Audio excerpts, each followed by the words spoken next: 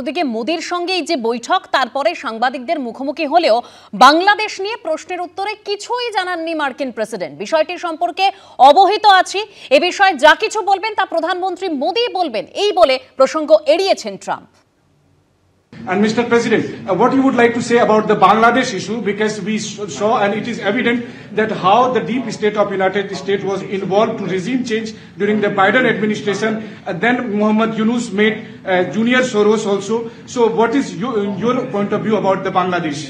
And what is the role that the deep state played in the situation in Bangladesh? Well, there was no role for our deep state. It was, this is something that the Prime Minister has been working on for a long time and has been worked on for hundreds of years, frankly. I've been reading about it.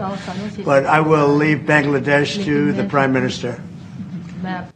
Rajagopal বাবু আমাদের সঙ্গে রয়েছেন। রাজাগোপাল বাবু, এই যে বাংলাদেশ নিয়ে প্রশ্নের উত্তরে কিছুই জানালেন না মার্কিন প্রেসিডেন্ট, তিনি বললেন যে যা বলবেন প্রধানমন্ত্রী নরেন্দ্র মোদি বলবেন, এটা কতটা তাৎপর্যপূর্ণ বলে আপনি মনে করছেন? না, এটা তো দুদিক থেকেই দেখা যেতে পারে।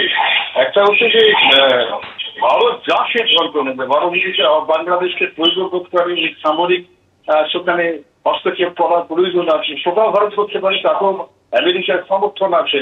অথবা ভারত যদি চুপচাপ থাকতে চায় তাতেও আমেরিকার সমর্থন আছে।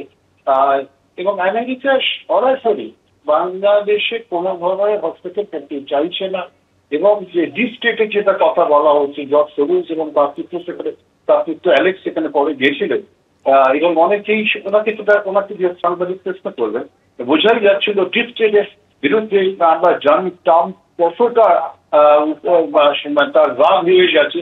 তার সত্ত্বেও কিন্তু উনি বললেন যে না, ভারতই একমাত্র সিদ্ধান্ত নেবে। এটা ভারতের যে ফরেন পলিসি, আমরা সবসময় বলে থাকি আমাদের প্রতিবেশী দেশগুলোর সঙ্গে কি সিদ্ধান্ত হবে আমরা একাই ঠিক করবো, এখানে অন্য কোনো দেশের সহায়তা প্রয়োজন নেই।